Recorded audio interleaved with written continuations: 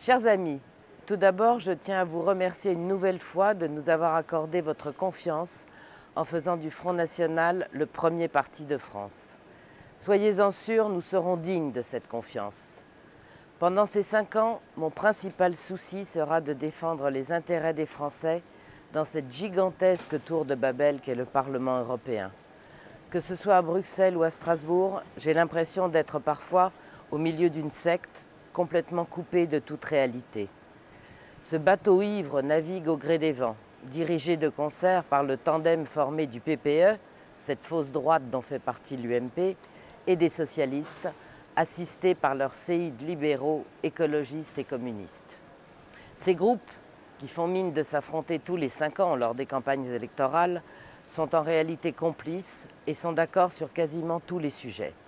Dernier exemple en date, la chanteuse barbue Conchita Wurst, invitée à se produire devant les députés par la plupart des groupes, dont le PPE de l'UMP. Bien évidemment, ce sont les contribuables, c'est-à-dire vous, qui paieront cette ridicule prestation. Ce Parlement européen qui prétend incarner l'idéal démocratique de l'Union européenne n'est en réalité qu'une parodie de démocratie. La parole n'y est pas libre. Les votes se font à la chaîne et, incroyable mais vrai, les explications de vote se font après les votes et dans un hémicycle déserté. Mardi 15 septembre, lors du débat sur les accords de libre-échange avec une Ukraine en proie à la guerre civile, le président Schulz considérait le résultat comme acquis avant même que le vote n'ait eu lieu. Démocratie dirigée, comme on disait du temps de l'Union soviétique. J'ai choisi de siéger à la commission des transports et du tourisme. Le budget des transports est loin d'être négligeable, 26 milliards d'euros pour la période 2014-2019. Je serai particulièrement attentive à l'utilisation de l'argent des contribuables qui, à Bruxelles comme à Paris, sont considérés comme des vaches à lait inépuisables. La confiance que vous m'avez accordée m'oblige à être vigilante sur tous les dossiers, sur tous les sujets.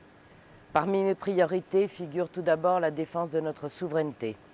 C'est une lutte de tous les instants, tant les institutions communautaires, tel un monstre tentaculaire, tentent en permanence de rogner encore un peu plus sur la souveraineté des États.